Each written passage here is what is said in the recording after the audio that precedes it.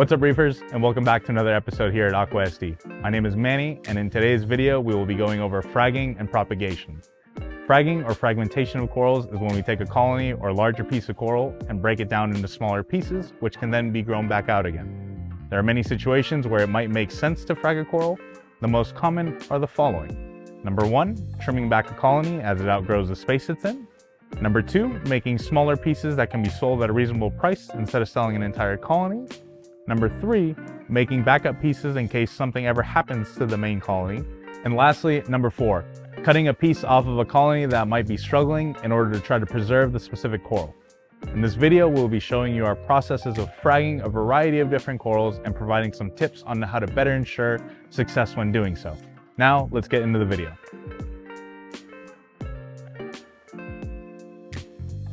There are a number of tools that can be used to frag corals, including diamond saws, bone cutters, dremels, razor blades, and sometimes even a hammer with a chisel for breaking up hard rock. Here at Aqua SD, we usually prefer to use a diamond saw as we find it gives us the ability to make precise cuts that better ensure the survival of corals. In addition to the tools we use for cutting, here are a few of the things we recommend having when fragging corals. Frag plugs or discs for mounting the frags on, acrylic glue for adhesion, epoxy for corals that might not mount easily to the plug or disc, and iodine for sterilizing any part of the coral which was damaged during the fragmentation. That covers all the materials needed to frag corals, so let's go make some frags.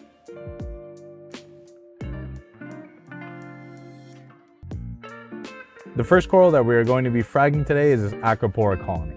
As you can see, this is a decently sized colony, and we want to make smaller pieces which can then be sold on our website. The first step we take when fragging any coral is taking a look at the coral and deciding where we want to make our cuts. With Acropora, we try to cut at the nodes of the colony where we can get clean cuts and have nice branches to use for our frags. After each frag has been cut, we place it into a bin of salt water and iodine to help sterilize the damaged flesh. From here, we take our frags and we glue them onto the plug before taking them to another tank so we can observe them as they heal. With Acropora, we recommend letting them heal for a minimum of 2 weeks or until they have begun to encrust onto the plug before they are ready for sale.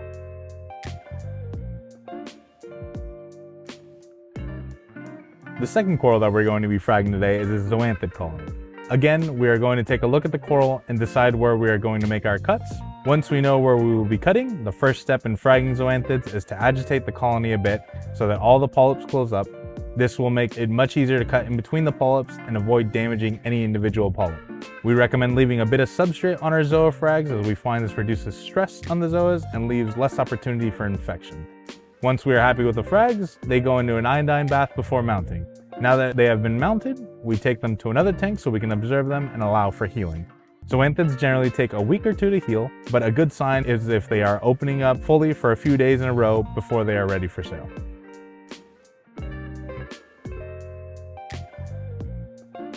The third coral that we're going to frag up today are acans. The first step of fragging acans is to get them to close up a bit so that we can see the skeleton. By doing so, we are able to see the skeletal lines in between each of the polyps and decide where we want to make our cuts. We try our best to make cuts on the skeletal lines between the fleshy polyps because it will cause significantly less damage to the polyp and make the healing process much easier on the coral. After all of our frags have been cut, they go into an iodine bath and then glued onto the plugs. Once mounted, we take them into a holding tank so we can observe them and allow them to heal. Acans generally need 2 to 3 weeks to heal, and a good indicator of a healed acan is when all the flesh gets nice and fluffy again.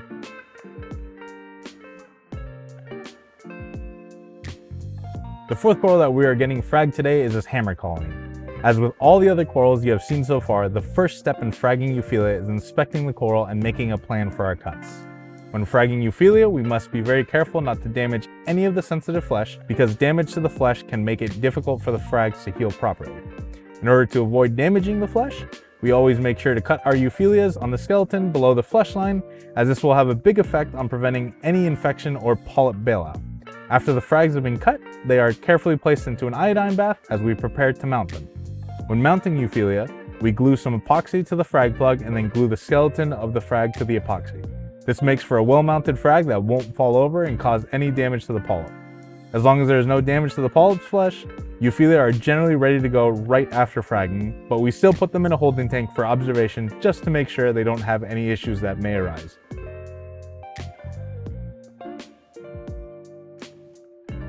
The fifth coral that we are going to frag today is this goniopora colony. With gonies, it is important to agitate the colony a bit so that the polyps are tracked and we can better see the skeleton before fragging. The reason we do this is to try our best to follow the exposed skeletal lines when fragging gonies. However, the polyps are small and we will have to cut through a few polyps here and there, so we must pick and choose our battles on which polyp may get cut during the process. With gonies, we always make sure that each frag has a good number of polyps intact to better ensure the health of a frag moving forward. Once we are finished with fragging, all of the frags go into an iodine bath and then prepared for mounting onto plugs. Goniopora are always mounted with the polyp side up and with care to make sure no glue makes it onto any of the exposed polyps. Goniopora can take some time to heal properly, and we usually give them around 3 weeks to heal. But a good indicator of a well-healed goniopora is polyp extension with all the tentacles reaching out into the water column.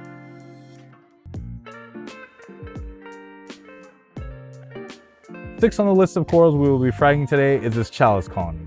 Chalices are pretty straightforward in terms of planning out our cuts, as the main factor is just making sure to try to cut around the mouths, or as they're commonly referred to as eyes. When fragging chalices, we want to make sure that each frag has at least one full eye present on the frag, and this is achieved by cutting around the eyes. By cutting around the eyes, we can make sure that the chalice is still able to consume particulates in the water or food that we are giving them. After each frag is cut, they go straight into the iodine bath before they are mounted. When mounting the frags to the plugs, we make sure to glue the skeletal side that doesn't have any flesh to the plug, leaving the fleshy side of our frag exposed upwards. Chalices generally need somewhere between 1 and 3 weeks to heal, and a good sign of a healed frag will be when we see growth over the exposed skeleton at the edges of our cut.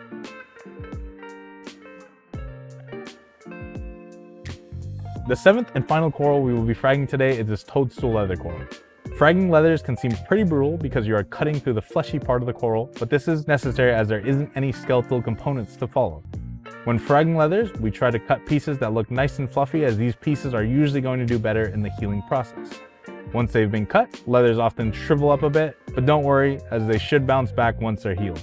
After each frag is cut, they go into an iodine bath before they are mounted. Mounting leathers is not as straightforward as the rest of the corals we have seen today because of the lack of hard skeleton or substrate. Instead, leathers must either be fixed to a substrate with a rubber band or left in a substrate-filled container where they can attach themselves to the substrate they are resting on. Once leathers have attached to the substrate, they can be mounted to a plug, or they can mount directly into your tank with the substrate they are already on. Alright, that covers everything for this episode, and we hope you have been able to learn a little bit more about fragging corals. If you like this video and want to see more videos like this, give this video a like and hit that subscribe button. If there are any other corals you would like to see us frag, or have any questions about fragging that you would like answered, please leave a comment below and let us know so that we can cover it in future videos.